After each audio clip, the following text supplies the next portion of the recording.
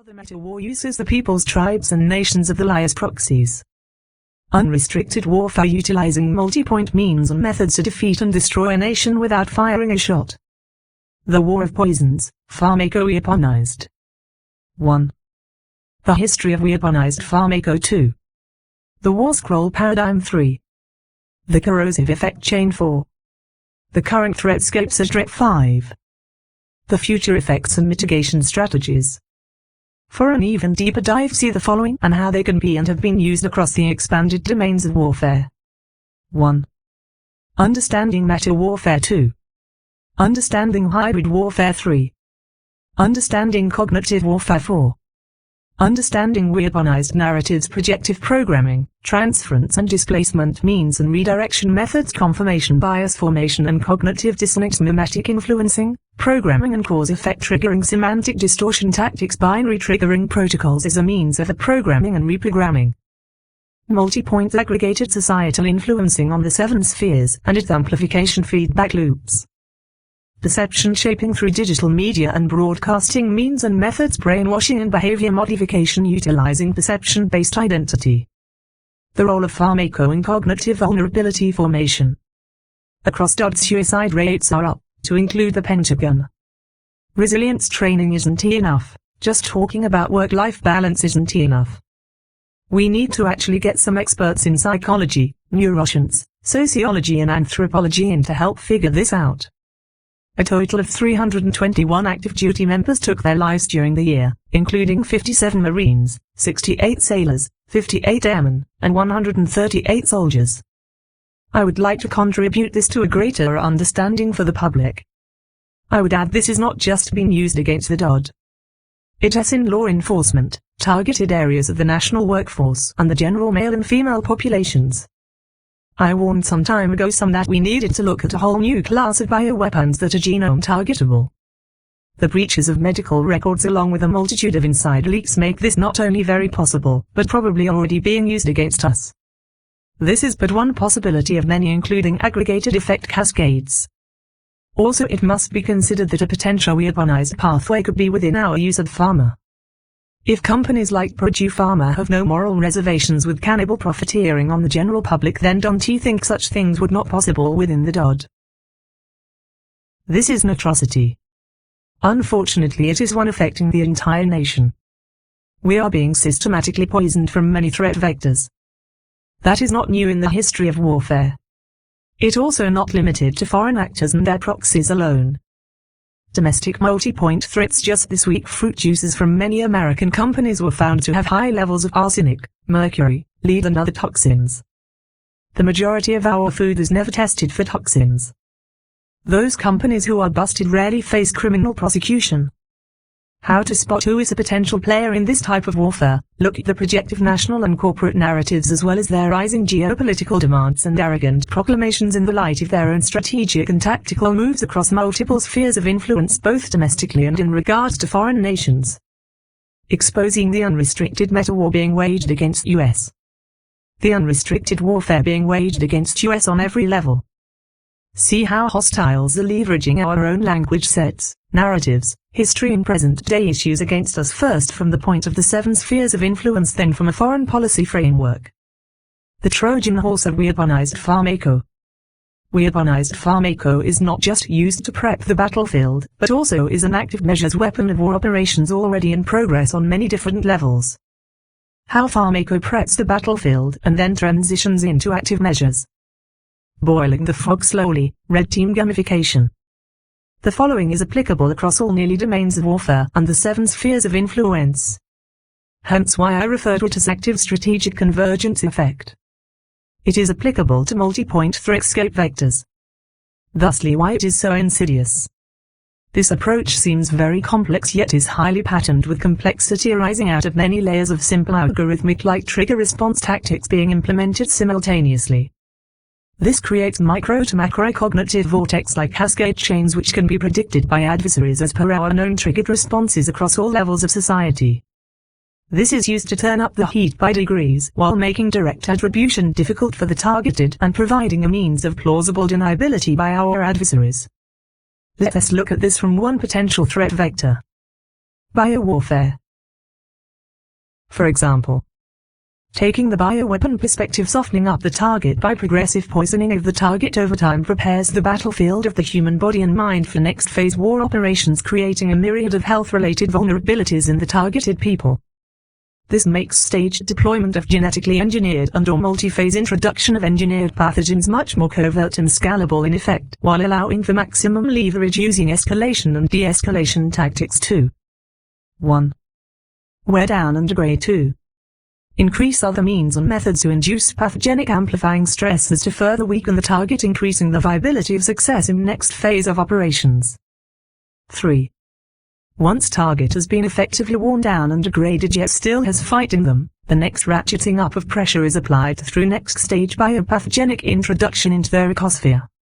This equates to turning the heat up on the pot with the fog just to the point of pain, then exceeded the pain threshold by an order of degrees to keep it covert, yet achieve the maximum effect of increasing further degradation in the target. 4. If multiple stages are not having the desired effect upon the target, then the pressures and pain thresholds are multiplied in death by 1,000 cuts methodology. 5. When the target appears to be sufficiently worn down to the point of near termination, the hostile will go in for the kill, having concluded their prey is incapable of putting up any meaningful fight. Here is where the hostile force will come out of the shadows and into the light to finish off their target and take their place of dominance in full public view. That said, let us look at it from a different perspective.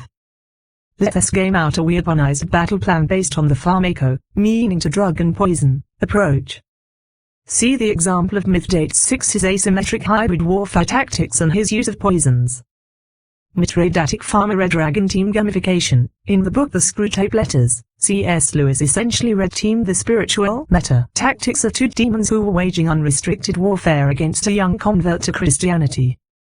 In writing the book, Lewis stated it nearly drove him to madness contemplating such dark arts as how one would destroy another person using the most violent means and methods. Yet in red teaming it out in the form of the book, he was able to expose what was previously hidden in the darkness for many millions of people who suspected some of the things Screwtape had done in the book had in fact in some form inflicted them. Here we will be playing the role of the Red Dragon in a war to destroy our own country. Let's start the battle. We will develop a step-by-step plan to destroy our own nation in order to understand how our adversaries might seek to bring us to destruction. When I did this myself, I was utterly disgusted at absolute evil I was able to conceive of playing the Red Dragon role. This is but a few of the means and methods I used in my war simulation which brought me a dark and disconcerting victory in it. It needs to be a relatively cheap and effective plan to strategically disable America. Nothing preps the battlefield like poisoning the population. Nothing could not have been more effective than the poisoning of the general population, law enforcement and the military. If I red-teamed this and were gaming this out, I would have strategically paid doctors in demographically pre-targeted geographic areas that would handicap skilled labor, first responders, civilian governmental personnel in the military. I would use the established healthcare market networks, organizations and institutions as covert pathways to achieving these things. 1. Maximize the weaponized profiteering. 2. Create a web of a co-opted coalition of compliant conspirators and proxies. Create a completely growing addicted and dependent class which increase crime and social pathologies in the nation. I would also profit on the various components of the economic that have to address those issues through purchased goods and services by holding stock in those companies or owning outright. Meaning that through exploitation of the infiltrated 7 spheres of influence and their various institutions, companies and organizations, I will be able to not only influence but also direct active measures within each sphere for effect or manufacture crisis in each of them as I made a move to take them all over completely.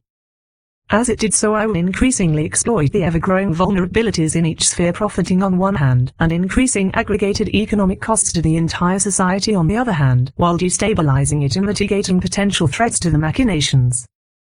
I would confuse, divide and wear down those who could pose a significant threat to total and complete domination of the nation. I would further this goal by fueling the entire societal breakdown with a flood of disinformation, weaponized narrative meant to pit various groups against one another and sow discord and distrust between key groups and decision makers. I would poison not only the people, but also all of their sources of information, means of obtaining help through key industries such as healthcare and mental health services. I would create a climate of total confusion, chaos and ever-present conflict and stress. I would accuse, slander and put into false light anyone or any group of people who might have been, currently is or could become a threat. I would isolate them and target them with a covert unrestricted warfare utilizing all means necessary to discredit and ultimately for compliance or destruction.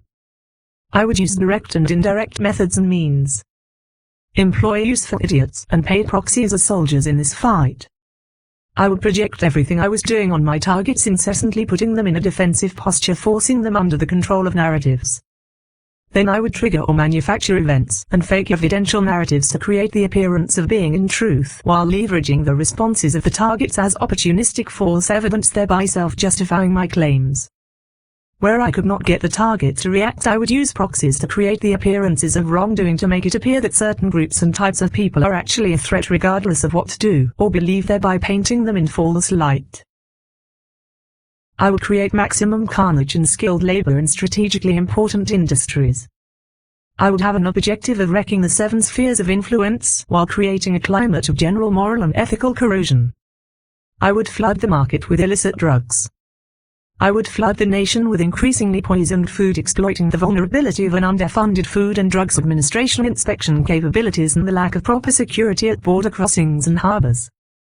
I would further undercut the working class by replacing them with foreign nationals and low-wage blue-collar workers who circumvent the guest worker program and naturalization process. I would encourage ethnic balkanization, tribalism and societal non-integration, thereby leaving both citizens and illegal aliens vulnerable to arbitrary enforcement of laws as a means of ruling, both with fear forcing complicity and compliance, making them more controllable. I would weaponize blue-collar and white-collar workers against one another and stoke class warfare. I would put foreign workers against domestic workers against one another.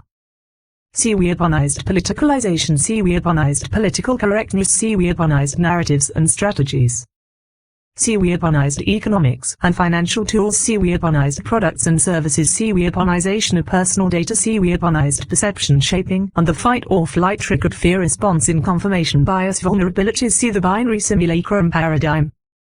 I would use weaponized induced self-termination in fear-driven perceived victim cycle doping with pharma and targeted destructive cognitive fueling to achieve neurosis formation, to which I would further the pathology to a terminally induced psychosis, leveraging physiological, psychological and neurological means and methods. First, the fracturing of personality occurs in the neurosis mid-stage.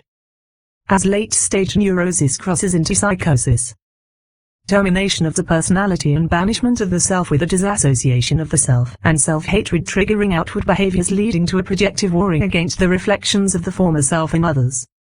They externalize their self-hatred, guilt and shame upon others during the banishment of the self and seek to destroy it in the visage of others.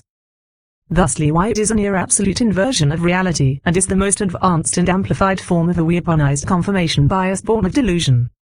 This appeared to be how and why hostiles are using cognitive warfare to collapse society from within, using a variety of induced and opportunistic entry points in order to sow maladaptive thinking and behaviors in the populace. I would fuel this by using information warfare and influence operations. I would target any potential threats from persons of interest by a proactive cyber socio-economic mitigation strategy, a micro to macro shadow, or utilizing shadow banning. Hostiles are potentially using variations on this flow. 1. Social profiling and relational mapping. 2. Targeting a person's of interest point of view (POI). 3. DNS poisoning and redirection. 4. Black SEO, persons of interest. Associated biasing tactics. 5. Blacklisting target S profile. 6. Google, Yahoo and other search engine hacking, spoofing search results to create false light, negatively biased or outright slanderous digital footprint. 7. Exfiltrated data reconstituted into modified context to link up with goals and objectives by hostiles to mitigate and destroy targeted individuals. See how personal data types could be weaponized to isolate, weaken and destroy? Leads to how medical records could be weaponized to create highly focused targeting of persons of interest. Leads to use of genetic samples, blood types, etc. 8. Reconstituted ghosting of database access to deceive third-party lookups on individuals and legal, work, financial personal data. Spoofed results then are biased to cast individuals in a bad light. redirected to spoofed intra-organizational access and search applications which are cloned to look and operate like the original. Similar means and methods can be utilized in weaponizing information demographically and geolocationally to target groups and individuals, while also militating their ability to gain access to unbiased or manipulated information. Likewise, persons of interest can potentially have their own social media posts corrupted, placed in a false context or shadow banned, further degrading their ability to communicate or even know how their public-facing information has been co-opted and weaponized against them and others. This potentially creates a false evidence trail which others may be socially engineered to use against them. This method also creates a false light digital footprint which employers, financial institutions and governmental agencies may see as a potential threat or a risk based upon faulty corrupted information about individuals. Weaponization of hacked person identity and financial information can be used against individuals and groups, destroying their financial opportunities and bankrupting them. Potential threats to criminal and hostile nation-state actors could use these means to mitigate the perceived threat. 1. Tracking digital activity. 2. Creation of weaponized micro-targeted botnets to distort digital footprints by follow persons of interest approach with intent to lock out, mitigate and create false digital perceptions. 3. Gaslighting, SEOPs, social media posting laggers, algorithmic latency injection while attempting to analyze your posts and target them for mitigation or pass through to public. This is how your information feeds are manipulated. Your posts are categorized, verified by the platform biases, and then prioritized into access control bins according to the algorithm's demographic targeting methodology. This is also how they serve up media content and targeted advertising to you, as well as sell your data to others, some of whom are hostiles, allowing for pre-bias sorting and analysis capability which is being refined by artificial intelligence and their human programmers. This is the slippery slope you are sliding down. These same means and methods can easily be used in-house or by their parties to micro-target users or target entire demographic groups. It is inherently rigid and biased by nature. 1. Weaponized narratives, social media platforms. 2. Artificial intelligence. 3. Targeted advertising demographics. 4. Personalized weaponized feeds. 5. Priority target sorting algorithms. Exposing machinations, how unrestricted warfare is waged without firing a shot, the Dragon's Playbook. One must understand that our adversaries don't play by rules, but they're determined to use our rules and laws against us. This is how they do it. The Dragon's Playbook identifies strengths and use them against them by targeting them with means and methods to weaken them covertly by redirecting their strengths into traps which create and/or expose their weak points. Foster greed and pride and then use it against them, having lured them into a trap that makes them and their wealth, reputations and influence dependent upon you.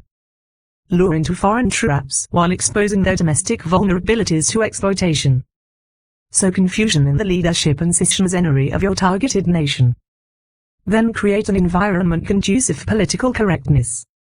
Find useful idiots to use as agitators to create an environment of fear, suspicion and chaos.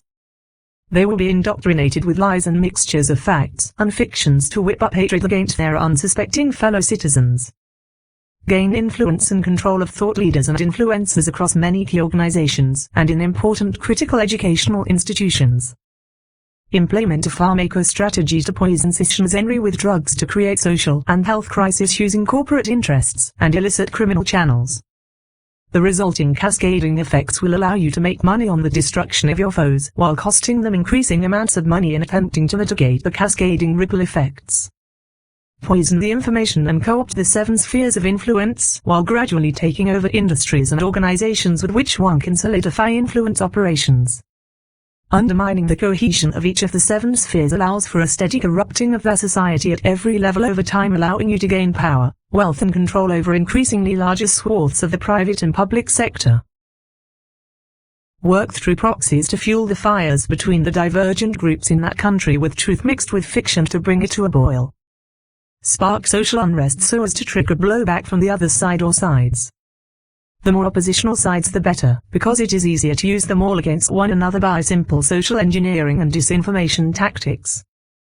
Play the wise sage or good potential ally, to gain influence over the group or groups with which you think you can manipulate the entire nation state with and can gain the most political capital from. Set them up to appear complicit with unethical, illegal or plant actual compromising evidence so they cannot get out of your trap.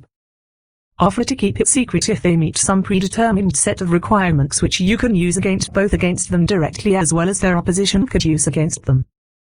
If they decide to turn against you, or do the same with their opposition so you can play the two or more off of one another. By taking a multi-target approach where you feed all oppositional sides real and manufactured secret information on their perceived enemies, which fosters that believe your lie and make them easier to manipulate. Covertly foster extremism in all the opposing groups who you then manipulate into becoming an ideological and if need be, a militarized ones. Fuel each opposing group with disinformation and false evidence which feeds their confirmation bias, reinforcing their fear and hatred of the others. Manufacture events which will bring the two or more oppositional groups into a conflict zone. An example would be a protest. Embed agitators in both sides to trigger violence. Use the manufactured event to create more propaganda to feed to all oppositional groups. Play the false peacemaker while you extract as much information and political and economic capital as you can. Using their binary opposition to one another as a cover and blame-shifting mechanism. Isolate the nation from their allies and their leaders from influences which are not in line with your goals. Repeat the above with increasing intensity within targets and expand to neighboring countries, using the same strategy and tactics to play them all off one another while you gain more power over all of them yet appear to be the rational peacemaker. Break their next level alliances through machinations and obscuration. Create a perceived threat or a final trust-breaking series of public events between those nations who were once allied with them to sow deeper divisions. Feed all of them real and false information on one another until they don't know how to trust one another. All the while continuing to feed each of those nation-states disinformation, which exponentially increases the confusion, divisions and chaos among their people against their leaders and their leaders against their people, and divide them into every possible way against one another. Bring it all to the cusp of total collapse, and then step in as a benevolent helping hand to heal the wounds you created to gain the trust of them all. Then make them all a proxy alliance against those who refuse to join the false construct and false peace to be used as a padlock economically, politically and militarily to regain full superpower status. Promote a multipolar power world to address the manufactured appearances created by the weaponized narrative which have slandered, accused and corrupted the manufactured threat. Then attempt to play those in the power blocks against one another, having laid the groundwork via systematic infiltration, propaganda and psyops to render oppositional nations ineffective at the least to stand against the global takeover goals, and at the worst bring them to their destruction by first rotting their culture from within, weakening every structure of power in those nations, then triggering social unrest, economic instability, distrust in their government and leaders, then triggered civil wars. Seed all targeted nations with ideological proxies who can act as mouthpieces, the escalation of the propaganda war. Gain influence in all 7 spheres of influence, and establish weaponizable social engineering mechanisms up within networks. Then lure those nations into protracted conflicts with nations you have covertly supplied weapons, technology and expertise to, which bog them down within their own region or in multiple wars around the world, spreading out their armed forces to the point of vulnerability. Then play cat and mouse military games to put more pressures on those openly and covertly targeted nations. This can provide a means of studying deployment patterns, force costly deployment, straining financial means over time, degrading and wearing down personnel and equipment. It also can provide a diversion, focusing attention away from one's domestic operations onto foreign adventures, while allowing hostile forces to operate more easily in their adversaries' homelands. See the 7 spheres of influence operations. See how magicians divert the attention of an audience. Covertly arm and support proxies embedded within their homeland, or in nearby nations from which they can cross the borders and infiltrate the targeted nations. Degrade and destroy the will to fight within nations by use of weaponized pharmaco and a flood of disinformation and weaponized narrative strategies to poison, wear down, break physically and mentally by applying increasing societal stresses impacting health and well-being of public. These types of operations cause confusion, division and conflict within the populations of the nations, amplifying stresses and increasing tensions between various demographics, starting and fueling escalating cyclical conflict feedback loops between those various demographics. Then hit them with asymmetrical cyber and terrorist-like attacks, putting both the government and the population into utter chaos, while you use more proxies like Iran and North Korea to provoke military conflict on an already stretched out military so they are tied down. Then hit the homeland with a W&D like an EMP blast or a couple of nukes using proxies. Or threaten it and capture the entire power grid and financial systems via cyber war tactics. Then you deliver your terms for that nation's surrender or total destruction. See anything familiar here? You should. You are living in the middle of it. And that was the super simplified version of it. In this kind of war, being too quick to make assumptions might just be playing into the hands of the very ones seeking to destroy our nation and others.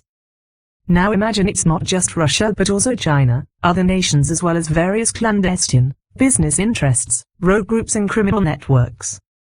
Now imagine it may be something far more deceptive beyond even your perceptions. This is the domain of meta-war. It influences all other things. It is the overarching battlefield beyond all other battlefields, yet influences and plays out in the temporal observable world of the peoples, tribes and nations. Sound familiar? Now put that into meta-warfare battle space beyond the perceivable and apply it to all people, tribes and nations as all being your target. Think on it a bit. If you do, you might start understanding a bit of how the hostile meta-forces work against all of humanity and every single individual. You cannot fight what you cannot see. You cannot see in the meta using sub-meta contexts, ways and means. After all, how would you know? And how do you suppose one has to fight against such a foe when everything can be weaponized and used against you? Including your own thoughts? Still think you are in a simple global war? If you are using the conventional wisdom and means and methods of this realm of reality, you are already defeated because you cannot MC past it into the meta-war, nor those who are fighting for you and against you in it. Things just got a great deal more complex. Likewise, this war is not going to get any less complex when my fellow Americans and everyone else are at each other's throats. Think about that for a while before making assumptions as to what is really going on. Let us go a little deeper down into the rabbit hole. Understanding the contagion, understanding your real enemy. The communicable disease of strategic denial regarding counter-influence operations and counter-weaponized narratives. It was said, strategic communications are more about what you do than say. Words are fine and messaging and counter-messaging are both important. However, we must accept relationships are at the true core of Stratcom. Until we fully embrace this concept through partnerships, both big and small, we will continue to lose this battle. Relationships are paramount. I agree. Relationships are rooted in trust. Trust is rooted in words and actions aligning consistently over time. So yes, I do quite agree that actions do surely matter. That is true. However, words translate into more than words on a page. Words are first thoughts. Thoughts in the form of words and visual relationships. Those then translate into actions. If you lose the battle for the narrative in your minds, then your body will follow likewise. Nothing proceeds forth after the loss of that, but further degradation. All communications are translated thoughts. Actions are translated thoughts and words. Nothing is static. To transmit in order to command, do you not have to have something to communicate regardless of the means of the delivery of that order? Of course so. Strategic communications, like any other form of communications, is predicated on trust.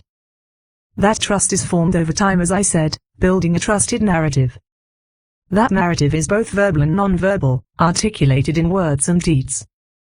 That is precisely what has been struck with confusion, distrust resulting in a loss of cohesion across the 7 spheres of influence. As it is for people, so too it is for nations. There is a reason. All of human history is a narrative. Everyone and every nation has a narrative. The validity of a narrative is revealed over time as to its truth.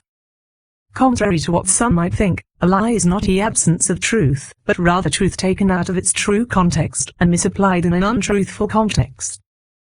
Intent is important. If actions and narratives don't align, one exposes the other, yielding diminishing results. The meta-narrative in truth will even in time be revealed as the false narratives atrophy and expose themselves. There is the point of vulnerability in the false narratives. It is there that any counter-narrative must focus both its words and actions to hasten the exposure of the false narratives weaponized against the meta-narrative.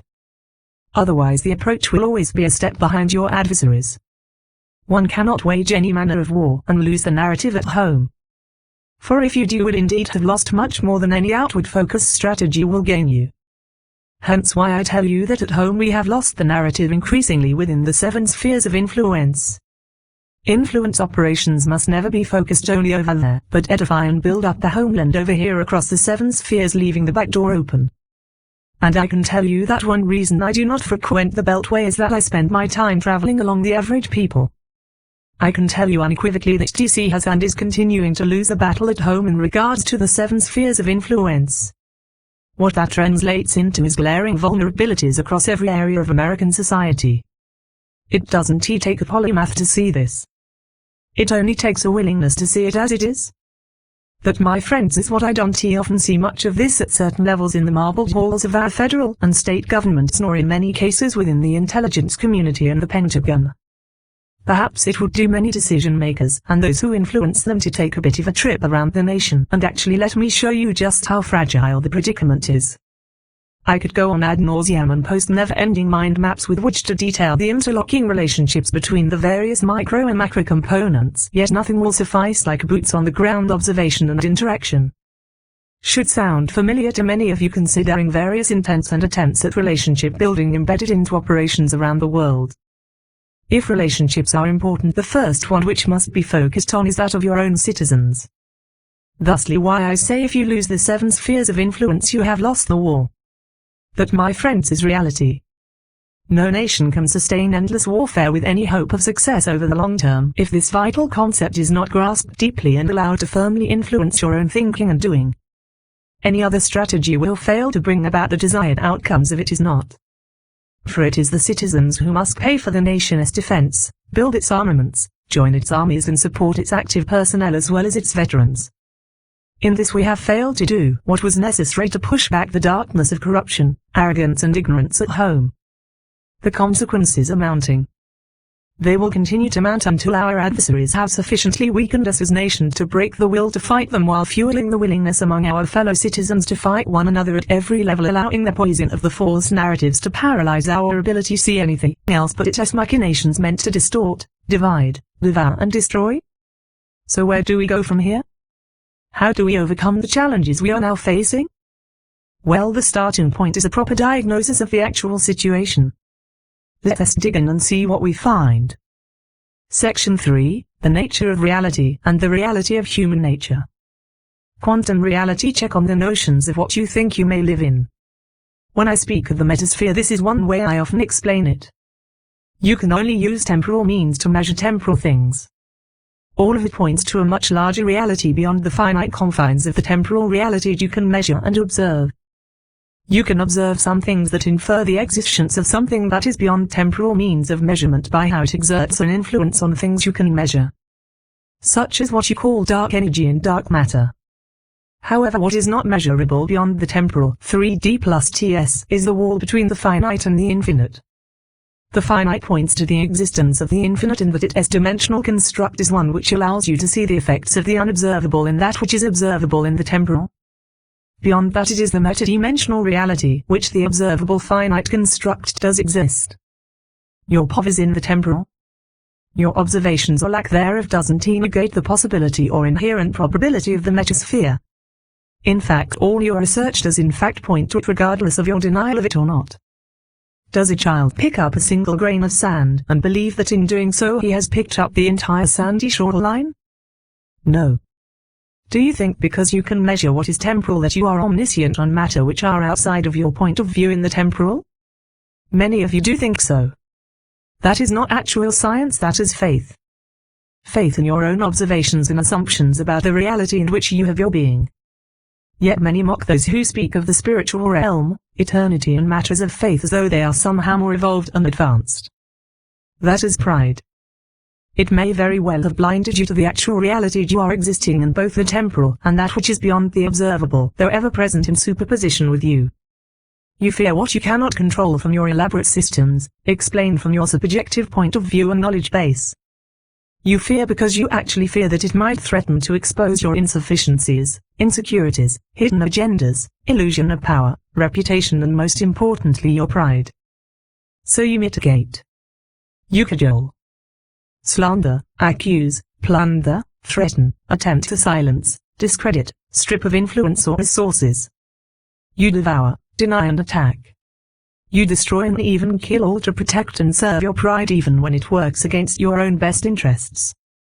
You do so because you hate the light. Love the notoriety you have obtained by being a false light. And love your darkness, never seeing that nothing is actually hidden in the actual light, including your pride. Thusly the light outside you locks you into the darkness inside of you because you deny and refuse it, preferring your inner darkness born of your own pride.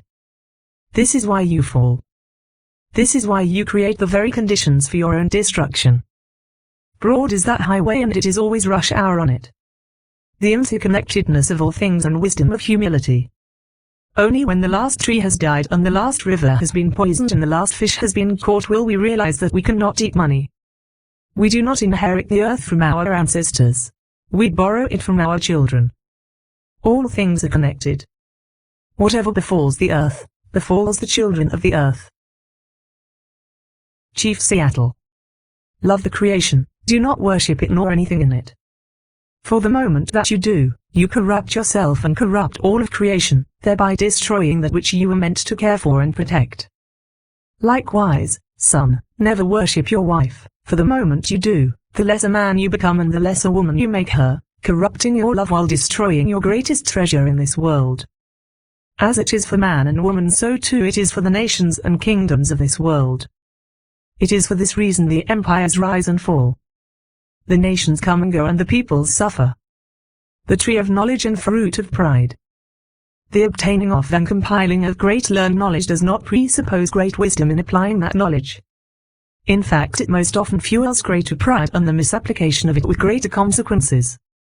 Do not worship one's own intellect, nor that which you create from it. For in doing so you corrupt what is made by the corruption of what you think and do. The greatest evil in the world is that of pride. It manufactures corruption, then bows down before it is a false god of one's own making and self-reflection. Thus is thou of pride, and it is folly. For just as all things are connected in this world, all things are also affected by what is done within it. When that which is meant for one thing is used for something else it was never created to be, it becomes a shadow of itself in corruption. That corruption spreads throughout the whole, affecting it all. Thus is the thou of pride. Pride corrupts not only the prideful, but in fact corrupts the totality of all things. Nothing happens in a vacuum where humanity and creation is concerned. For all things in the temporal world are connected. All things in the spiritual are unified. Both the physical temporal realm and the spiritual realm have a conflict being waged in them between the truth in its intended context and that which seeks to deconstruct it in pride and malicious intent to use it corruptively. The fruit of pride is confusion and lies. Confusion among the nations and peoples is a symptom of a greater malady. Pride. Pride is the malicious code injected into the human experience which corrupts all things. Confusion is a function of taking something out of its original intended context and misapplying it in a faulty context. That is precisely what a lie is. A lie is not the absence of truth, but rather a corruption of it by using truth out of its originally intended context and misapplying it in pride wrongly. Thusly the end state as such of a person or a nation which is in a lie become the architects of their own demise, ensuring the truth in the phrase, pride comes before a fall. One cannot be freed from the confusion without first admitting they are confused. Likewise, one cannot be freed from the tyranny of lies and deception without first seeing that they are in fact enslaved to and serving a lie which will ultimately bring them to their destruction. Hence why we say sin corrupts. Corruption is a degrading of something that was once in its proper context and moves to a positional state out of that original context towards confusion and fear. That is the thou of pride and sin. It stands opposed to the divine logos, yet depends upon it for its existence, even though it denies it and wars against it, taking the truth out of its context and positional pride to do its will rather than the will of God. Thusly why it brings destruction. The bitter fruits of pride, accusation and unforgiveness. Look after each other so that none of you fails to receive the grace of God. Watch out that no poisonous root of bitterness grows up to trouble you, corrupting many. St. Paul. The name of the star is wormwood. A third of the waters turned bitter, and many people died from the waters that had become bitter. St. John. Never succumb to the temptation of bitterness. Martin Luther King, Jr. As I walked out the door toward the gate that would lead to my freedom, I knew if I didn't leave my bitterness and hatred behind, I'd still be in prison. Nelson Mandela. Bitterness is a paralytic. Love is a much more vicious motivator. Sherlock. The birth of the dragon Shnamat from confusion and strife. Eris, from the Greek word meaning strife, is a Greek goddess of strife and discord. Her name is the equivalent of Latin discordia, which means discord. Eris' Greek opposite is Harmonia, whose Latin counterpart is Concordia. Homer equated her with the war goddess Io, whose Roman counterpart is Bellona. The dwarf planet Eris is named after the goddess. An apple of discord is a reference to the golden apple of discord, which, according to Greek mythology, the goddess Eris or strife tossed in the midst of the feast of the gods at the wedding of Peleus and Thetis as a prize of beauty, thus sparking a vanity-fueled dispute among Hera, Athena, and Aphrodite that eventually led to the Trojan War. For the complete story, see the Judgment of Paris. Thus, apple of discord is used to signify the core, kernel, or crux of an argument, or a small matter that could lead to a bigger dispute. Dementia, the terrible goddess of confusion, can turn loved ones into strangers, the proud into the pitiful, the simplest of tasks into ordeals that require impossible feats of heroism. Since childhood she has hated her elder sister Mnemosyne, goddess of memories. Or sometimes, her favorite mage, she plucks a recollection from the post and hurls it into the present, so that the senile and confused Hove to grope abound in a world where memories and events flew battlingly in and without of each other.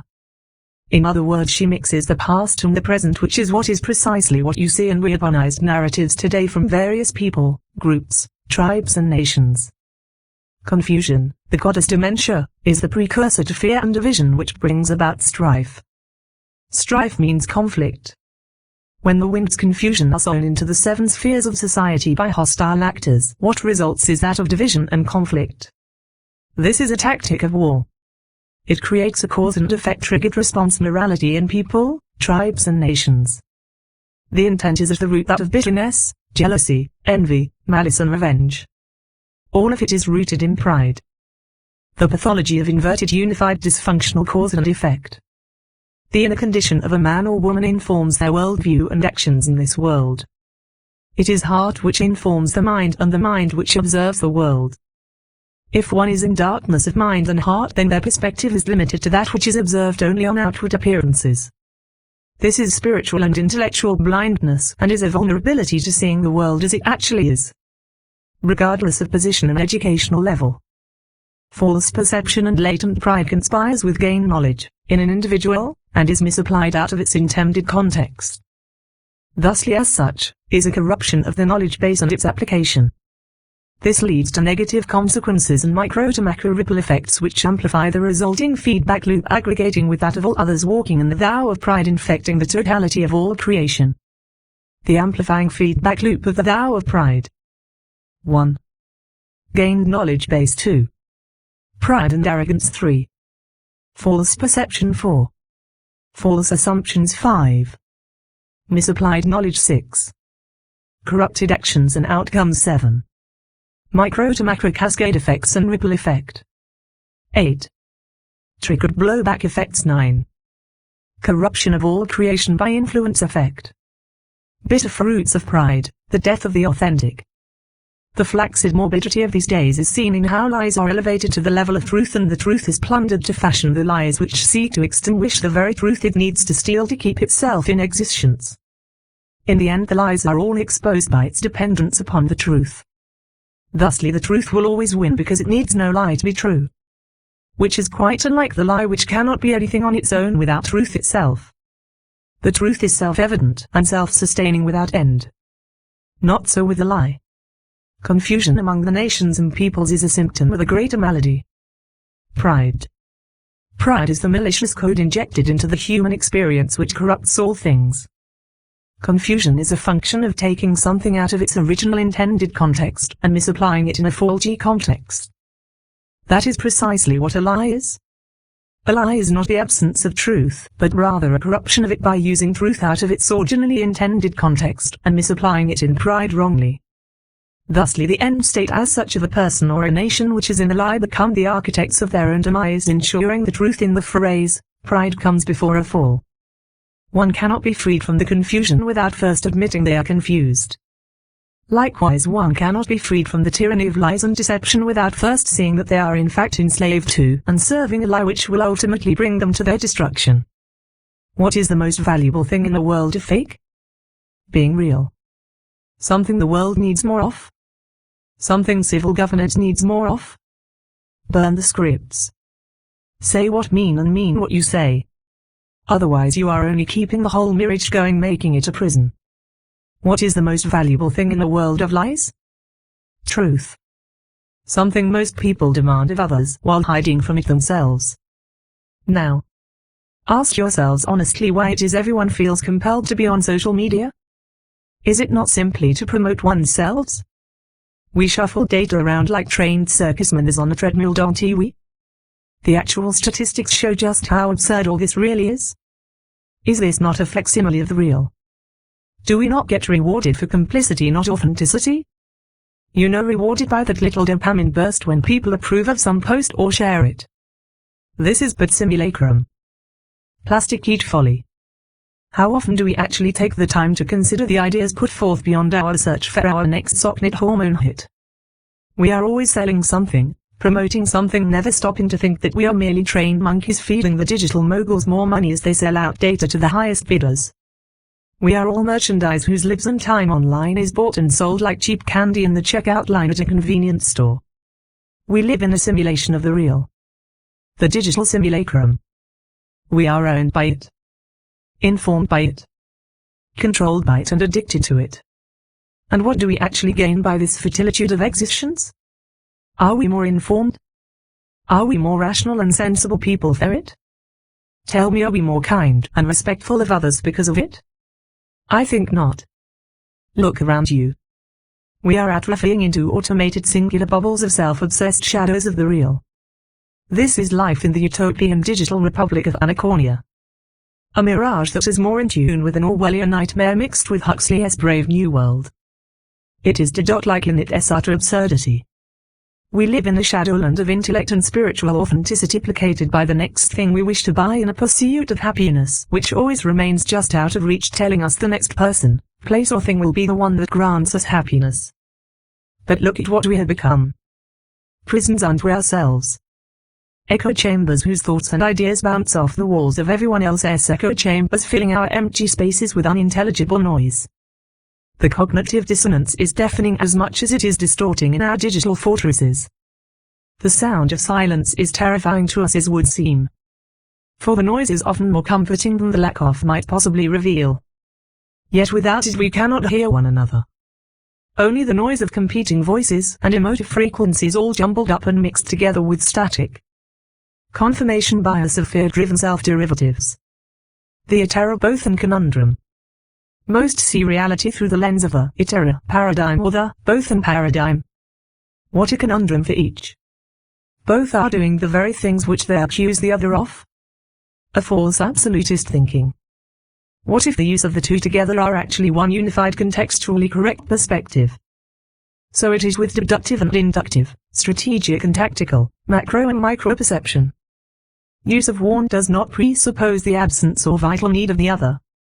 It is out of these modalities false assumptions and confirmation bias do so find their genesis, continuance and ultimately their consequences. Worldview, context, logical active frameworks matter. The outworking. We accuse. We bitch. We complain. We post and we interact. But we rarely hear one another through the noise. What we do hear is often filtered through preconceived notions which stand guard at our ear gates. Thusly when someone appears to be a liar when they may have simply made a mistake. Why? Because it makes us feel better than others for a brief moment, allowing us to hide our own weakness which if exposed might bruise our fragile egos veiled from public view by movie set like 4 iron walls of self-righteousness. Now that is anything but living a real life. but fear keeps us doing it so we can get the next promotion or big deal. Welcome to the simulacrum. The pathology of the binary simulacrum. Neither side cannot maintain its delusion without creating conditions for self-referential validation. Thusly they accuse, slander and provoke a scapegoat, the other side, until the targeted scapegoat responds in blowback on the initial side, thereby unintentionally validating the initiator's distorted perceptions, allowing them to self-justify their original actions against the scapegoat in a self-referential internal false narrative. Manufactured blowback from the extremes. Starts on one side of the extreme of the polarity, leads to eventual triggering of a dual cyclical downward spiral in the binary. Both sides of the binary engage in this. Both sides play the victim as they accuse, slander, dehumanize and victimize one another. Both sides provoke one another. They see the separation of powers and the necessary checks and balances mechanism in the nation as an obstacle which they seek to dismantle.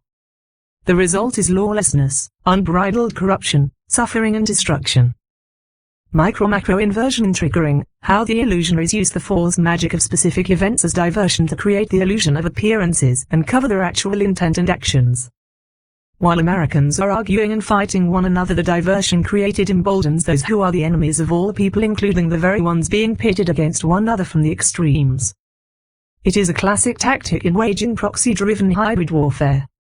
It weakens the opponent by using them against themselves while taking advantage of the chaos to achieve tactical and strategic objectives elsewhere.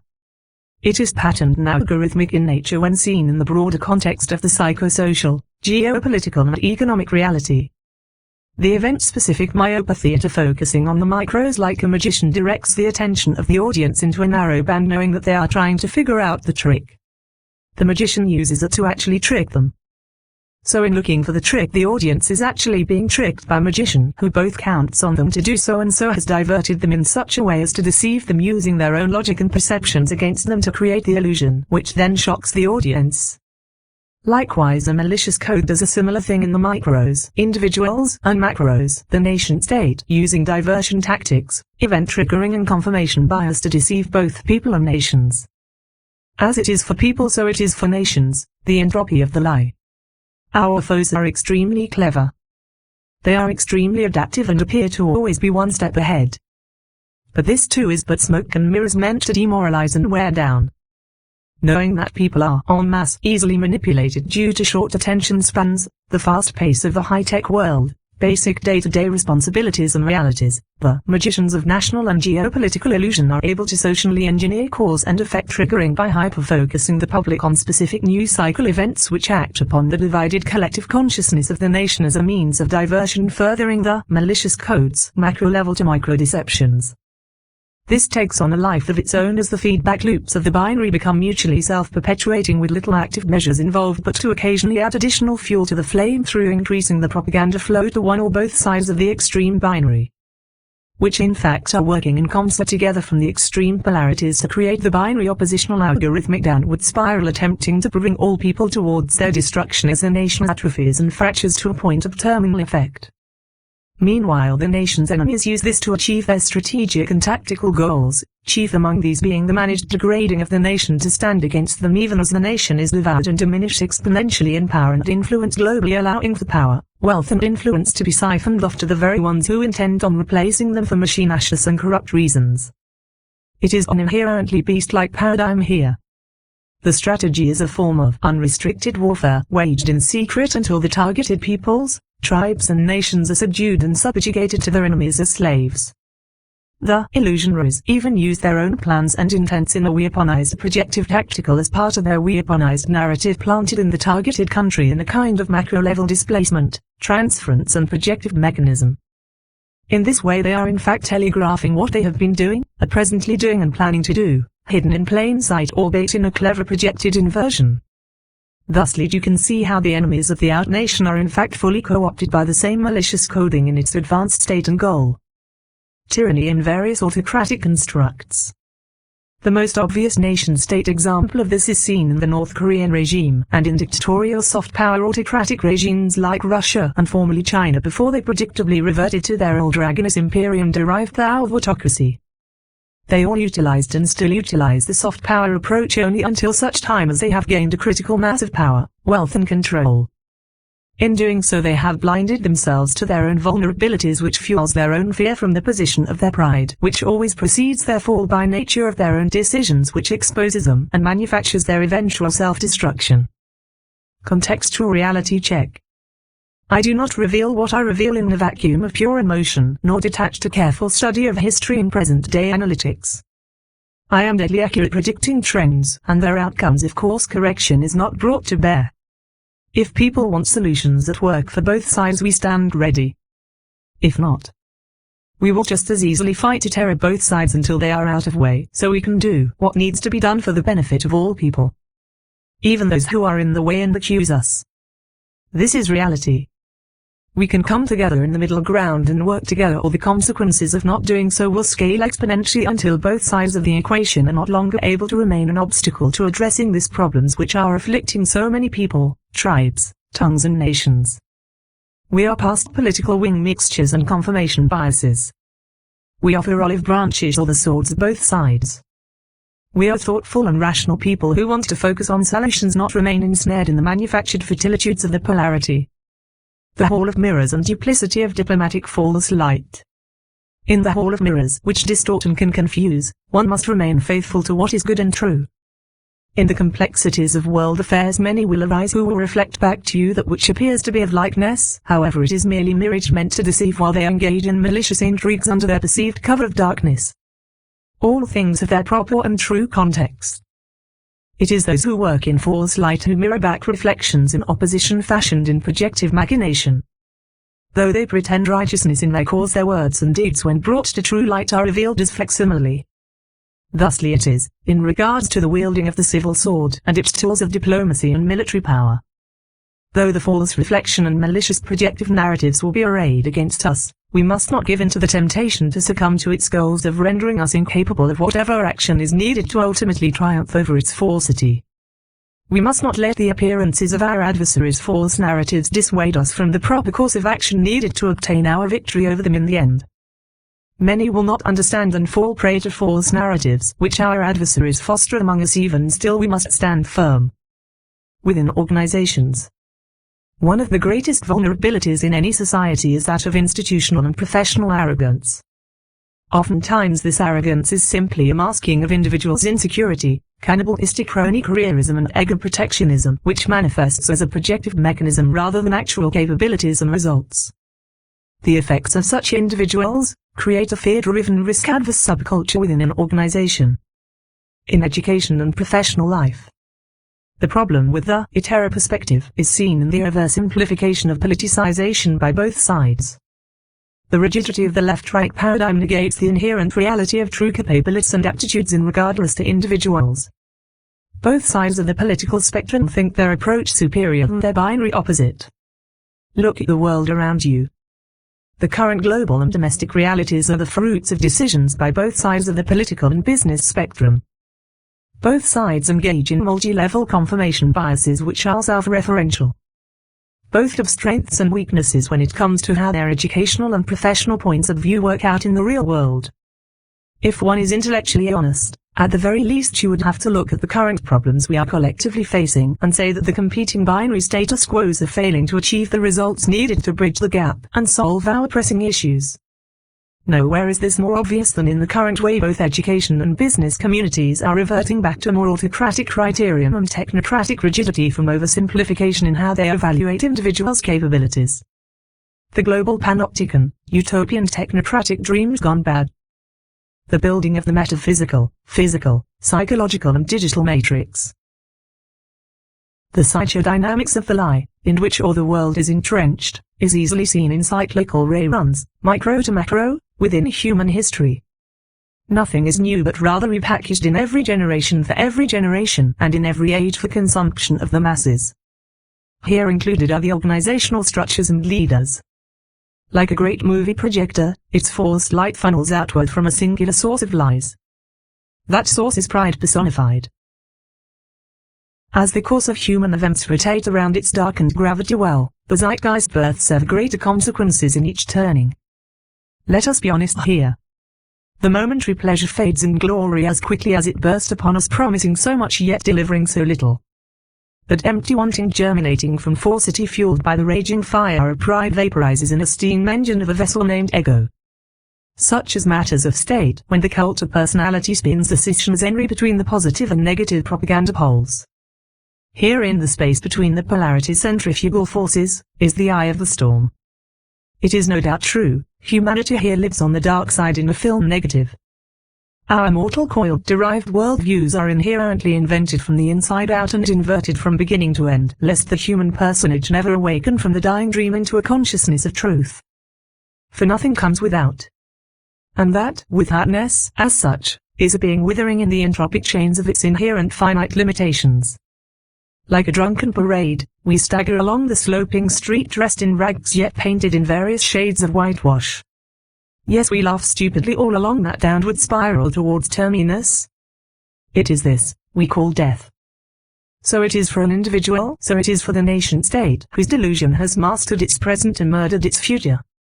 Who has not seen these shells of former fellow humans hollowed out by greed, ambition, malice, lusts for power and control. Also, let us not forget the plagues of innumerable vices these fields of entropy are so apt in manufacturing out of the echoes of what once was in that lost paradiso. Will future generations look back to our time and say, "Scusami per vetras formato cassitu in paradiso liberal"? For it was a grand idea obscuring the viper beneath. A viper which launched out from its coiled energy to strike the very heart of humanity, pumping its deadly venom into the world's veins. Who could have known what lay hidden beneath such beautiful possibilities, they will then say. Though all will know then what a few of us know now. It was hidden in plain sight. If only more people had had the eyes to see and ears to hear it, maybe the choice would have been for the genuine version rather than its shadow so clever in concealing the machinations. Still we build it. We build rot upon rot. Entropy added to entropy. We play God and deny that God is allowing us to do it, knowing that we will prove by our own creations we are not what He is. Then we wonder why our world descends into cyclical reruns of calamity, conflict and suffering. There is a growing tension between radical centralizing and subversive decentralizing forces competing to shape the future. This long-time philosophical dispute is again escalating beyond argument to action, manifesting in mainstream social, economic, and technological trends. The conflict is occurring in three distinct realms: spiritual, virtual and physical reality, each with distinguishing rules of engagement. The end state of this clash could be unlike anything most leaders, strategists, and scholars envision. Bellum omnium contra omnes is a Latin phrase translated "the war of all against all." English philosopher Thomas Hobbes first used the Latin phrase in De Cive from 1642, and the English phrase in Leviathan in the year 1651, for a thought experiment characterizing pre-societal human existence. Hobbes argued that humans voluntarily enter into a social contract to escape such a perilous condition. Here is both the glory of humanity and the point of human weakness. Human choice mixed with the vulnerability bent towards corruptibility inherent in all human nature. As it is for people, so too it is for nations. Today an old philosophical tension rages in new forms between centralized institutions and decentralized tribes. These groups often hold conflicting self-interests and agendas. Centralized power seeks to preserve the existing order, while consolidating influence, power, and wealth within it. Corruption and cronyism run rampant. Some decentralized tribes harbor benign motives, such as innovating or improving existing centralized systems while removing endemic corruption. Others harbor malign motives. Malicious decentralized tribes seek to destabilize the existing order and all semblance of the institutions that embody it. The goal is sometimes to replace institutions with their own. Other times, the goal is destruction without replacement, creating perpetual chaos. Malicious decentralized actors are driven by subversive ideologies, enabled by digital technologies, and empowered by weaponized narratives. They often operate through asymmetric tactics. Much of the ongoing conflict plays out in cyberspace.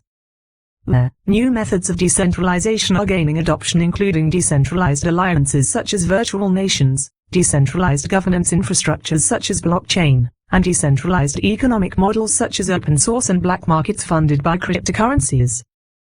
Despite arguments to the contrary, these innovations can displace the existing roles and functions of traditional institutions. There is a difference between possible and permissible. Many of these decentralized inventions are born of a deep-seated distrust of or a loss of faith in institutions. Institutions have failed, in the eyes of decentralized tribes, to deliver sustainable outcomes for all. Mistrust has given rise to a new calculus for decentralized actors. They now perceive there is less to lose by disrupting existing social, political, economic, and cultural orders than to gain by abiding within them. While centralized power maintains absolute advantages in the real world, it has failed to impose binding norms within the cyber domain, despite attempts such as the Klein Manual. This has led to a condition of cyber anomie. The ancient Greek concept of anomie describes an environment of normlessness. Cyber anomie emerged because a cyber-social contract never existed. Decentralized tribes are exploiting cyber anomie because they perceive the social contract in the real world, enforced by institutions, to have been breached. The result is a Hobbesian cyber domain, wherein we can neither expect from others, nor promise to ourselves, the least security. In this new world, increasingly governed only by a brutal realism arising from conflicting self-interests, institutional denial of reality is futile, inaction is ill-advised, and ignorance could mean extinction. The choice is simple: adapt or perish. This is the new strategic reality, bellum omnium contra omnes, the war of all against all. From Brad D. Williams, a scholar, writer and thinker with Teal. Platforms of social dysfunction and deception. The hyperbolic social post is pervasive, because human beings are drawn to it. Why do you suppose this is? Why do you suppose the old adage "don't read your press, weigh it"? If it is heavy, then it is good press. The point here is that social media puts this concept on steroids. The dramatic and hyperbolic is successful, because shock factor triggers people with both positive and negative cause and effect methods. It works on the brain to induce knee-jerk reactions utilizing pre-existing confirmation biases and personal preferences. I have observed this consistently on LinkedIn as much as other social media. The highly competitive nature of social media creates an up-the-ante environment due to the massive numbers of content creators and informational noise. These fuel and exponentially increases the use of the hyperbolic and shock methods by content creators in a bid to get their content seen and monetized. The resulting feedback loop amplifies and pushes people to come up with ever more shocking or sticky content continuously to maintain audience and followers. What it does not do is create earnest and thoughtful dialogue between competing digital tribes. The nature of weaponized narratives exploit all of these factors to manufacture real-world divisions in public perception. This manner of exploitation is much more complex than simply nation-states alone fueling the madness, not that they don't in fact exploit it. The complexity scales even beyond their ability to manage the outcomes once critical mass has been achieved. The ability to impact the 7 spheres of social influence are open source and democratized. It is a double-edged sword. The nature of digital technology and the all-pervasive influencing mechanisms available to all to use as they choose has created a world in which the flood of information and its resulting impacts are highly intrusive and ever-present like no other time in history. This paradigm overlords all and overwhelms all facets of human society. Instead of bringing people together as some had hoped, it has in a sense weaponized itself due to a failure to grasp the vulnerabilities of people and that of human nature itself. It had resulted in weaponized demographics in a multipolar-like breakdown of human relations not unlike that of nation-states in the Westphalian order. I would dare say that social media has had a greater impact on the erosion of the order than any other single diplomatic or geopolitical factor. It is a result of the misguided utopian notion of socio-economic globalism. Ironically, it threatens globalism as much as it had led the world towards it. This is why some globalists and globalist-minded groups, organizations, corporations and political factions. These attempted to rescue their globalist dream from the very masses they originally sought to influence towards globalism by demonizing opponents even as they seek to silence and subdue the masses with an authoritarian use of the same platforms and technologies that they once proclaimed would bring about a global open society of freedom and opportunity. What they did not account for was that of human nature and competing interests that had embedded with them some who would co-opt their utopian dreams in a bid for tyrannical hegemonic control over all by all means necessary to achieve such dark aspirations. What the World Wide Web gave birth to is a digital balkanization of rapidly weaponizing demographic tribes. What is becoming apparent now is that we are entering into, or rather in retrograde towards, bellum omnium contra omnes, the war of all against all. A collapsing of human civilization into the maelstrom of disorder, decay and disruption, the likes of which will make the problems in previous times look like rehearsals for the big show. This why I say we live under a burning big top, where the sequestry of postmodernism and the fragility of human nature meets the insufficiency of engineered solutions alone. Even complex systems thinking alone will not be sufficient to mitigate the growing storm of chaos and confusion, as fear and pride mix together to fuel more unintended consequences in cascading effects. Micro-macro inversion and triggering, how the illusionaries use the false magic of specific events as diversion to create the illusion of appearances and cover their actual intent and actions. While Americans are arguing and fighting one another, the diversion created emboldens those who are the enemies of all people, including the very ones being pitted against one another from the extremes. It is a classic tactic in waging proxy-driven hybrid warfare. It weakens the opponent by using them against themselves while taking advantage of the chaos to achieve tactical and strategic objectives elsewhere. It is patterned and algorithmic in nature to some degree when seen in the broader context of the psychosocial, geopolitical and economic reality. Even so, it is highly adaptive and dynamic in its use of brutal opportunism. Chaos can be identified but not proactively predicted. This is where chaos war is very difficult to fight against using conventional means and methods due to those who are engaged in creating it and then adaptively and dynamically using it against one's own predictability. Here wherein is the paradox for the West and the national security class.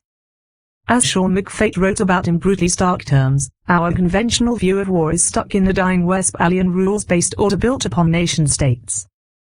Ironically, it was precisely this concept American citizen Minutemen ignored when fighting the British Redcoats. Patriots fought both guerrilla war and a more traditional European-style war. They also used foreign mercenaries as did the British. The delusion of our time is seen in how we think we can win a war of one type when our adversaries are fighting quite a different kind of war. That delusion is also fueled by our fascination and reliance upon big data and technology. Chaos war is quite a different affair. All the data in the world will not change the calculus when our enemies are not only creating chaos, but also dynamically using the spontaneity of opportunities which arises from it to wage a different kind of war. One which plays by no rules while forcing us to play by our own rules which they know so very well. Chaos warfare is a meta-war tactic. It is designed to divert, deceive, divide, destabilize, devour, dominate and destroy through manufacturing chaos out of which your adversary can then build your replacement and rise to preeminence over you. Diversioneering. The event-specific myopathy is a focusing on the micros, like a magician directs the attention of the audience into a narrow band knowing that they are trying to figure out the trick. The magician uses it to actually trick them. So in looking for the trick, the audience is actually being tricked by a magician who both counts on them to do so and so has diverted them in such a way as to deceive them using their own logic and perceptions against them to create the illusion, which then shocks the audience. Likewise, a malicious code does a similar thing in the micros, individuals, and macros, the nation-state, using diversion tactics, event triggering and confirmation bias to deceive both people and nations. Hence why I say, as it is for people so too it is for nations. What your future may look like. Introduction to War as a Service. WAAS Chaos Incorporated. One must consider that instead of large single-theater wars being fought, the prospects of multi-theater with multi-small wars and the accompanying humanitarian crisis cascade effects will likely be the reality. Combining all forms of warfare all around the world and across all domains. This manner of war will not only include nation-states but also terrorist groups, militarized civilians, neo-tribal militias, and small self-organized guerrilla groups, PMCs, mercenaries, criminal organizations, as well hired guns by private individuals and various business concerns. In fact, it could be said, we are already well into such a war, and that the only thing to come is the scale and intensity of it growing as root causality continues metastasizing. Complexity will grow exponentially. This might well be the beginning of chaos warfare. War has always been chaotic, however, as the means and methods of war proliferate, the fracturing of a multipolar world order, and as lawlessness increases, military capability is marketized and general moral and ethical entropy continues, the emergent picture is not a pretty one. Situations of nations such as that of Venezuela present dangerous opportunities to militaries for hire.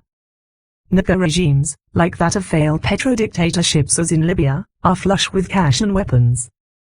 In the case of the Maduro government, both the petro and narco regime have both financial means to purchase third-party military capabilities on the black market as well as unscrupulous battle-ready mercenary forces. In a lawless world where anything and everything is up for sale to those who have the money to pay, a highly destabilized world order emerges from the shadows into full view. Like the cyber criminals and the cyber warfare as a service model, a convergence of the cyber and the real world is occurring at a fast pace. Failed and failing states are plentiful.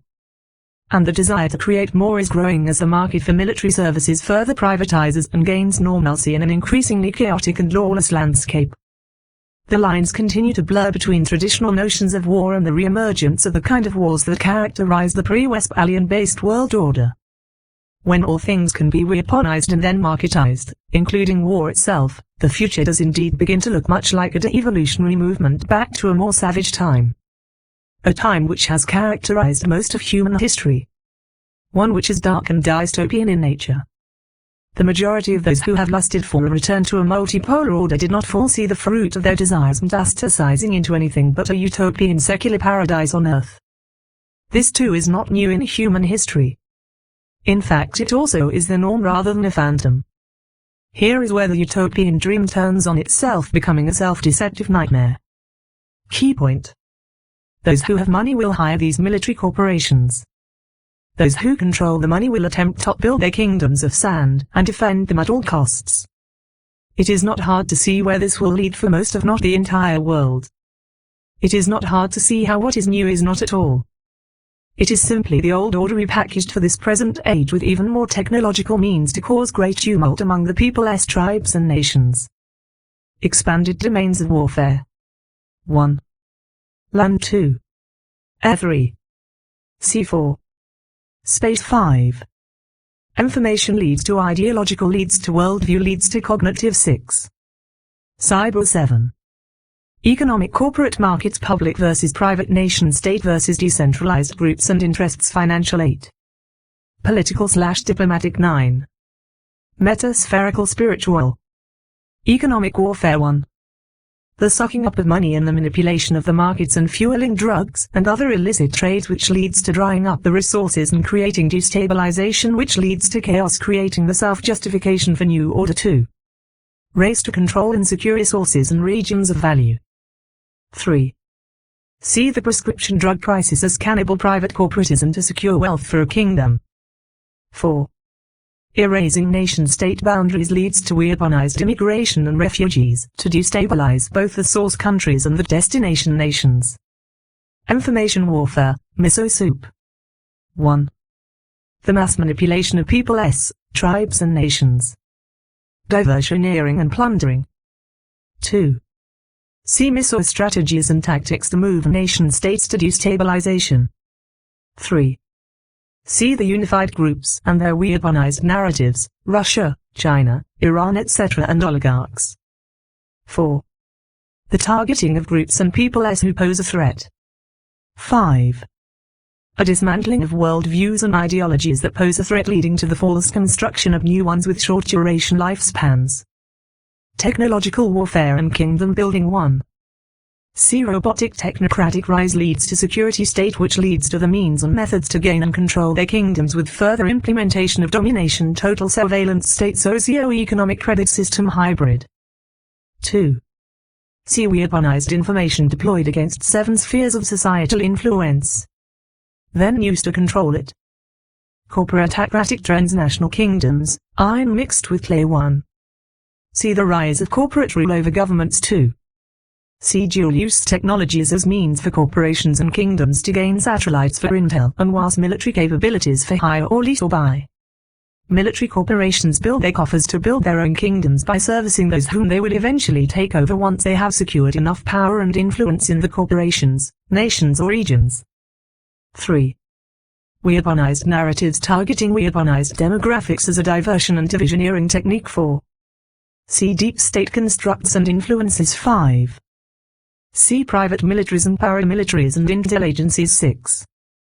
See intersection of terrorism and criminal networks as Kingdoms 7.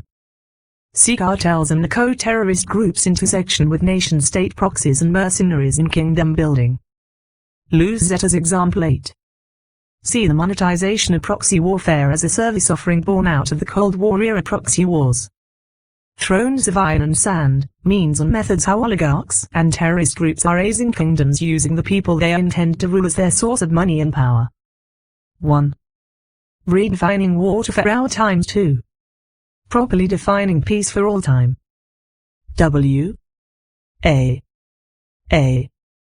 S. War as a service, explained. The increasing re-privatization of militaries is the evolution of the mercenary model corporatized and used as proxy warriors by nation-states, organizations, corporations, terrorist groups and criminal syndicates. It is essentially a business model in which anyone with the money can purchase, or better said, rent military capabilities and personnel. Welcome to WAS, War as a Service, a convergence of military power and corporatism. This represents a highly evolved and much more dangerous trend towards a pay-to-play Game of Thrones-like industry.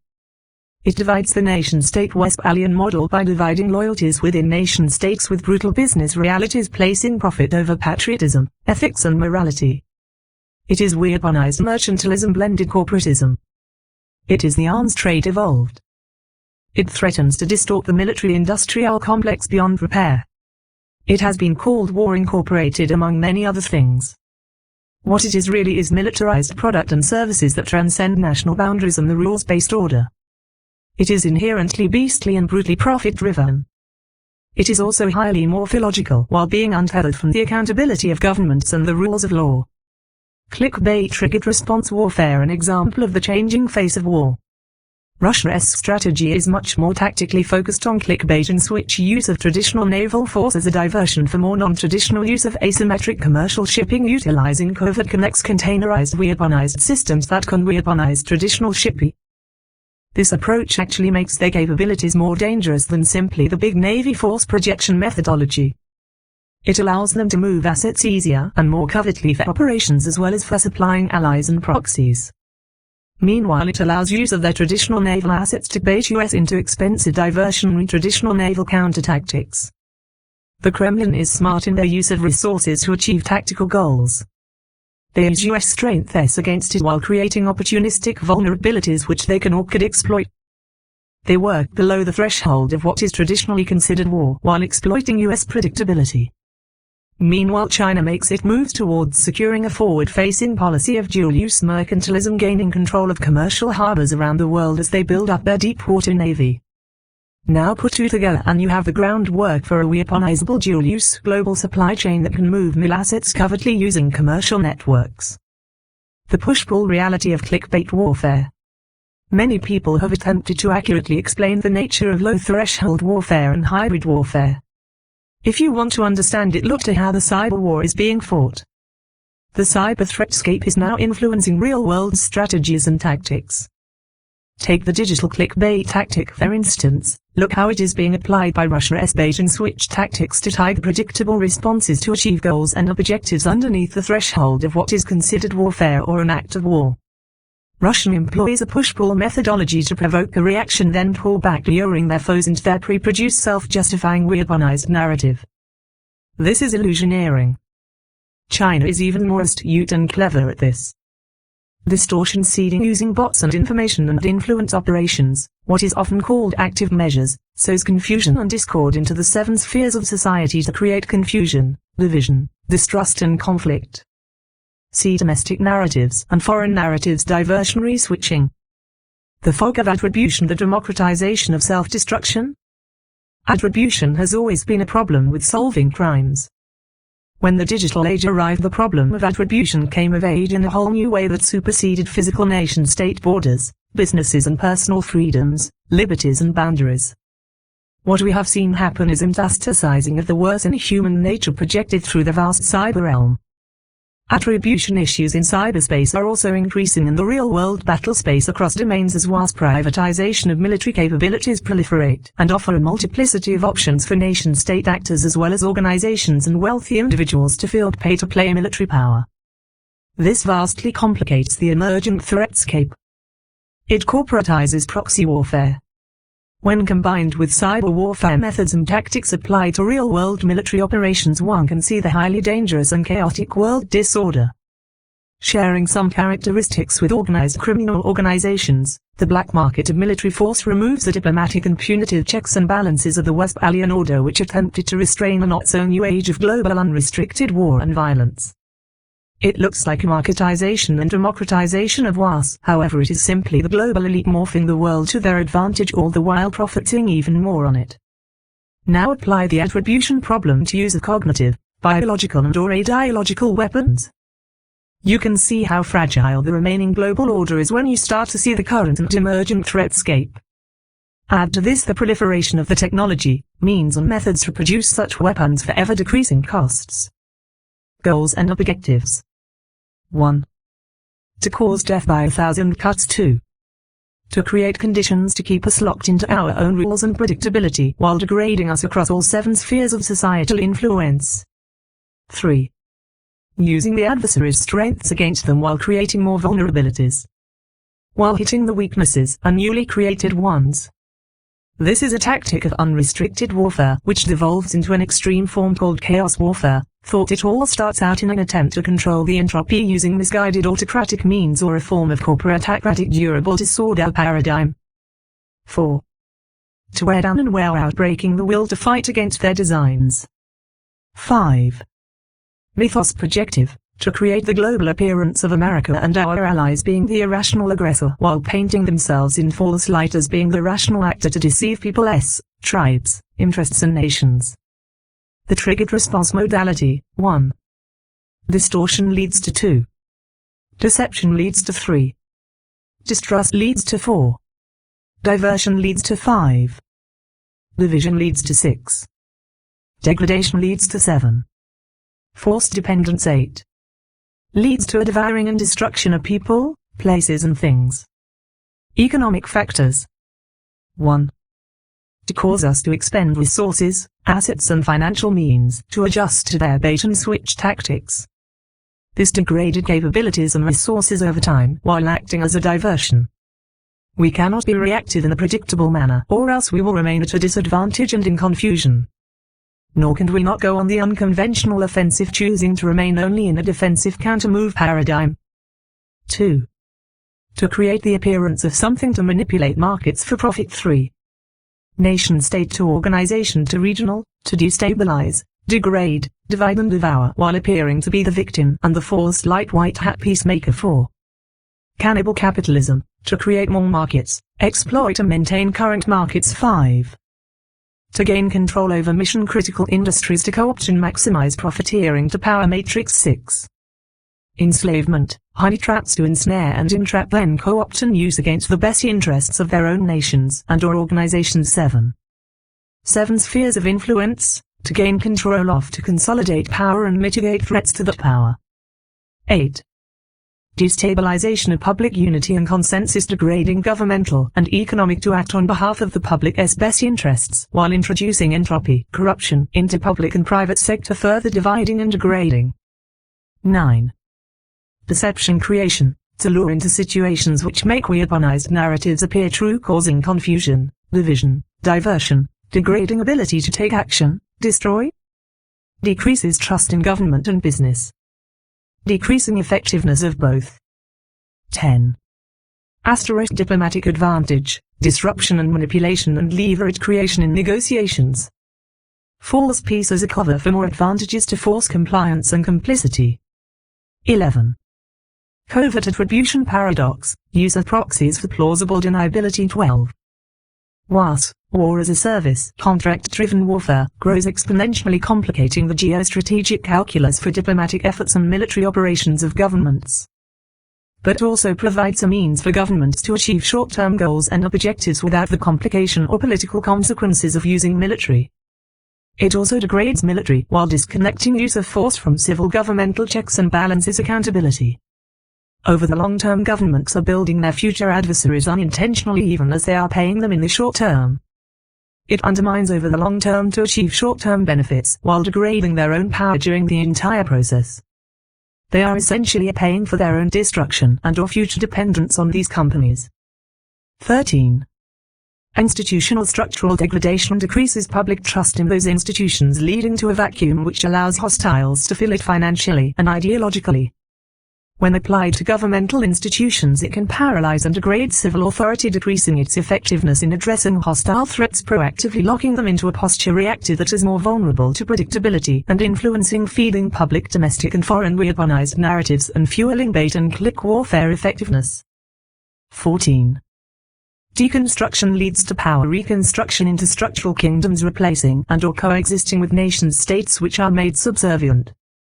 See the intersection of business and kingdom. See the role of worldview. See intersections of natural causality. In our world of sealed areas of expertise, what is often lost is that of how all those areas are connected and affect one another. This is particularly true in terms of how unforeseen natural events can radically alter the geopolitical calculus at highly critical moments, creating far-reaching ripple effects. Such effects can start a cascade towards large-scale socio-economic disruptions that lead to very trying times for the peoples, tribes and nations. Many of these have led, can lead and will lead to a myriad of intersecting conflict zones. Let me give you an example. Global stressors cascade. A number of years ago I posted a version of the following here on LinkedIn as a global trends and warnings post. The event cascade flow is now being seen as the uptick in natural and man-made events are occurring as the convergence of the two trends accelerate in their dual amplification feedback loops. This shows some of the cascade effects triggered in times like these. One could see these two separate yet interrelated global event engines as poles influencing each other in the same way atmospheric conditions have influence on weather conditions. Global trend towards converging effect cascades leading to chaos. Solar-related triggers, high cosmic ray levels will persist as with increased UV cycles. This energy input into the macro-Earth biosphere will cause high-frequency flux across all interconnected natural systems. The solar minimum would impact all biospherical ecosystems including human beings. Geostructural plus geometeorological, increased energy level inputs into biosphere would impact Earth's internal core pressures through mantle to crust with definitive effects on magma viscosity. This will put stress upon plates and cause further fracturing. This leads to a further increase in earthquakes and volcanic activity in both frequency and intensity. Earthquake activity will spread in both frequency, intensity and around the Earth in places that do not generally have activity. Increased volcanic activity will increase particulate matter in the atmosphere. This will cause cascades in localized, regional and global temperature variations, fueling more extreme meteorological patterns. This would increase condensation levels with H2O bonding to particulates as UV-affected evaporation rates increase humidity levels, making more water vapor available for accelerated cloud formation and rapid storm development. Rainfall levels would increase in compressed timelines. Variations will occur from micros to macros globally with increasing disruptive cascade effects on global supply chains and production. This will lead to increased flooding and geological destabilization-related events. This sets the stage for various types of natural plagues, increasing the potential for outbreaks of disease and pestilence including emergent pathogens. As ecosystems try to restore balance, short-duration unbalancing of various animal and insect populations will experience chaotic and disastrous exponential populations increases and decreases as various species expand and contract in cycles, which is amplified by food chain fluctuations. An example would be this. Locust swarm outbreaks will lead to counterbalancing overpopulations of species which feed on locusts. The desert locust has natural enemies such as predatory wasps and flies, parasitoid wasps, predatory beetle larvae, birds and reptiles. These diverse species will then have exponential population explosions which will trigger second, third and fourth order amplifying destructive effects. This plague cascade chain will continue further down the food chain until it exhausts itself, restoring some level of a natural rebalance. Disease and famine generally follow large-scale plagues of this sort, destabilizing human societies. These cascade effects will have great impacts on people as increased disasters will cause displacement of populations, leading to disruption of general agriculture, food production and supplies. Increasing economic impacts will mount as disruptions in workforces create sub-cascades. Social unrest will occur increasingly in many nations as cities and fear and frustrations increase. This will trigger increasing lawlessness and conflict. Governments will be stress-tested in these cascades, revealing corruption and systematic weaknesses. Most governmental leadership in these nations will continue to blame other nations and peoples as a means to divert domestic pressures to scapegoats. This will trigger increased violence and authoritarianism, which will amplify the feedback loops with increasing probabilities for various conflicts between nations and within nations, furthering the amplification cycle. Fear and confusion will trigger fracturing in public and private sectors as competing interests make irrational decisions, leading to increasing chaos and breakdowns in operational cohesion. This will decrease the ability for many governments and organizations to effectively address the destructive feedback loops, amplifying the effects thereof. Those in key positions in public and private sectors will test it, and those who are incapable of handling the demands placed upon them, exposing mediocrity and incompetence. While other very capable leadership in key positions will be stretched and have to adapt quickly while having to replace those who are not during difficult operational environments. The uncertainty, distrust of governments, business leaders and fear of citizens will lead to further complexities in managing the crisis cycles, leading some nation-states to completely collapse into chaos and anarchy, which will require the leaders of neighboring nations to take action to prevent the spread of it to their own nation. This will trigger regional military conflicts, increased terrorism and internal civil wars in many cases. This destabilization will amplify the uncertainty and fear in the general populations, leading to more social destabilization, rampant crime, more economic entropy, and increased social maladies and disease outbreaks. The global rush by nations to secure resources by any means to keep their beleaguered economies functional will trigger much consternation and conflict, amplifying the entire conflict feedback loop. The probabilities for large resource-driven wars will increase, causing great humanitarian crises, economic destabilization, causing more famines, disease outbreaks and war casualties. Once again amplifying the converging feedback loops from micros through the macros. Global aggregated effects will compound quickly, as will the psychosocial cascades. The lack of citizen understanding coupled with poor information sources will also amplify overall complexity and consequences.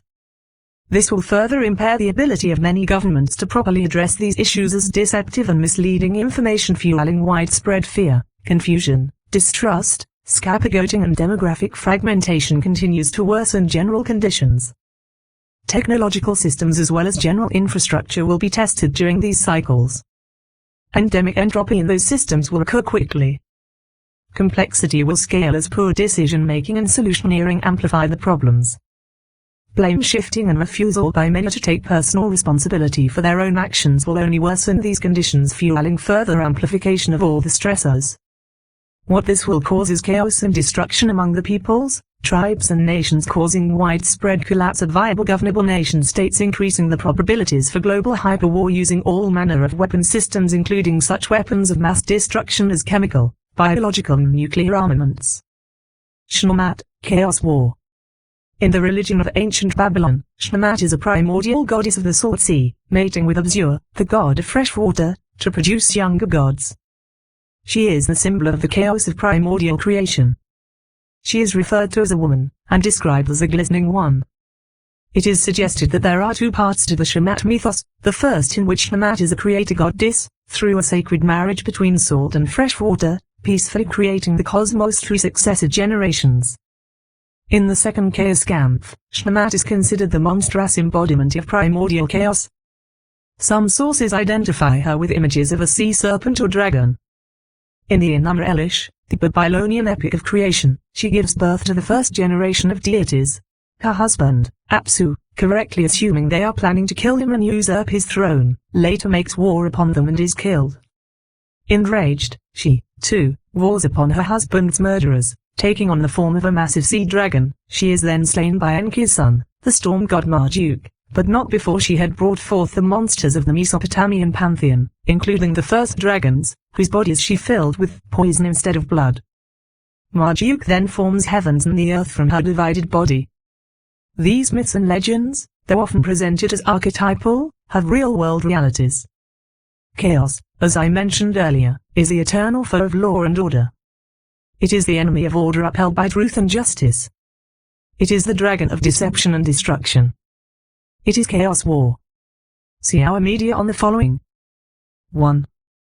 Soldiers, casualties and prisoners in a global metacognitive battlefield. 2. Layers of perception and understanding. 3. Understanding the times and nations. 4. Domination systems versus systems of human flourishing 5. Sufficient versus insufficient worldview foundations 6. The emotive versus the logical versus metalogus 7. Towards Epi's temological foundation is restored. Then he answered and spoke unto me, saying, This is the word of the Lord unto Zerubbabel, saying, Not by might nor by power, but by my spirit, saith the Lord of hosts. Allowing the adversary to win the battle against them by their own hand? When I talk about how both sides of the political spectrum are being deceived into fighting one another by their mutual enemies, this is the philosophy by which they wage a covert war on you. These enemies employ against you the deadly weapon of yourselves. The thou of such a war methodology is seen in this single paragraph I present to you. Let your adversaries believe you to be a trusted confidant and friend for a time. Allow them to gain the appearance of great strength over you. For in your appearance of weakness they will begin to see only their strength. In this way you draw out of them their pride and gain a great insight into their strategies and tactics. For pride makes the prideful predicable over time. Then when they are complacent at the peak of their strength, turn your enemies' pride against themselves. To do this you must seed them with that which will grow ever-increasing questioning of loyalties towards one another. Divide them by granting to them what both sides what they want to hear, see and read. This would inflame their hatred against one another, thereby turning their strength into weakness. When their delusions, fear and confusion have done their dark works, your enemies will turn on one another like rabid animals, diminishing their ability to gain advantage over you. Why fight your enemy directly when you can get them to fight against one another directly for you? All the while never suspecting they are doing for you more than you could have done fighting against them if they were united against your cause. In this way you achieve victory against your adversary without loss and gain the appearance of having been absolved of all accusations and suspicion, even as they viciously destroy one another. Think about what I have told you. Is this not what is happening? There is a way which seems right in one's eyes, however in its end, it is but the broad path to destruction. It is a path paved with the bones of the prideful. The bones of those who blindly embarked upon the perilous route long before you followed in their footsteps. Take heed and turn from it, lest your fate find similitude in their haunted tombs. As it is for people, so it is for nations.